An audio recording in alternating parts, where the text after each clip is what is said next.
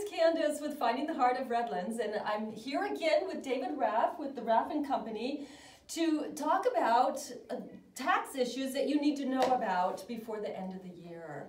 So welcome, David, again to Finding the Heart of Redlands. Well, thank you so much, Candace. Yeah, welcome. Gosh, we need to know what we have to be prepared for the year end. So tell us, what is the most important stuff that we need to know?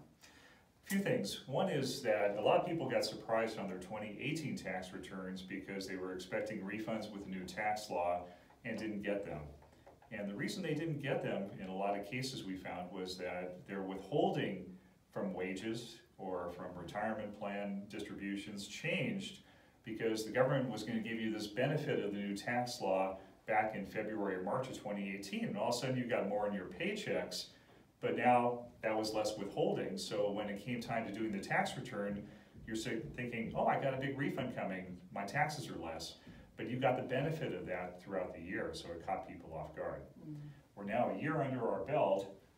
The thing I would suggest people do is look at your withholding and run a tax projection. Have your tax preparer or advisor assist you with that. But take a closer look before it gets to the end of the year, because you can make adjustments in that even in the last couple months now to have more tax withheld if you need to, or at least, more importantly, just know where you're at before the end of the year. And then also, we have a couple months now to do some tax planning ideas. Oh, great. So now, would that tax preparation, would that help people with maybe they would suggest to give a donation to some charities here in town because they needed to have that offset? Exactly.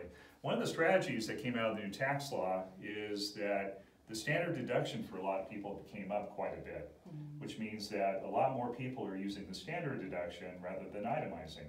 Okay. So for those folks who use standard deduction, the amount of your donations don't matter because it's not going to impact that number. Okay. However, there's a planning tool which is called bunching your deductions. Okay. And what you do is that if you're close to that standard deduction, excuse me, you're close to that standard deduction, what you can do is prepay your 2020 donations, at least some of them, before the end of 2019. And that raises you above that standard deduction for 1 year, and then you still get the benefit of the standard deduction the following year. Oh. So, for example, you have a standard deduction for 2019 for a single taxpayer is $12,200.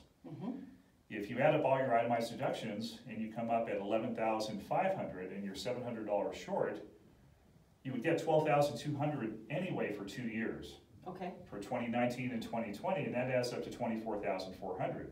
Okay. If you do a prepayment, let's say of a couple $1,000 donation in 2019 instead of 2020, yes, you've now raised that 2019 number above the standard deduction. yes.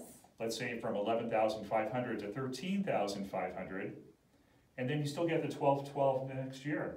So over a course of 2 years, you now have more deductions and more tax savings. Right. Oh my gosh, so this little preparation that you're talking about is very, very important so that you can prepare for the years ahead.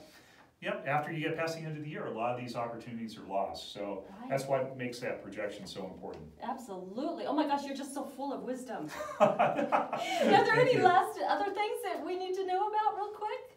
I think as far as at least planning goes, individual retirement accounts, you can contribute more to your IRA in 2019 than you could in 2018 by about $500 more. So you can do $6,000 into your traditional IRA or Roth IRA if you qualify. And if you're 50 or over, then you can do an extra $1,000, so it's going to be $7,000 into those plans.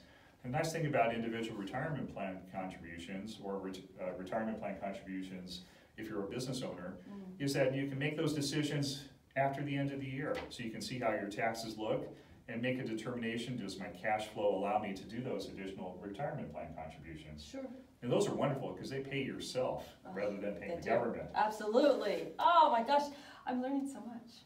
Okay. Thank you so much for just 5 minutes of wisdom here. So I'm so glad that we stopped in. And I hope to find you around town too, and especially down here in this LA hockey room. This is a great office. You really need to check out this office as well. David, thank you so much. I really appreciate the opportunity to be here with you again, and go Kings. Go Kings! Bye for now.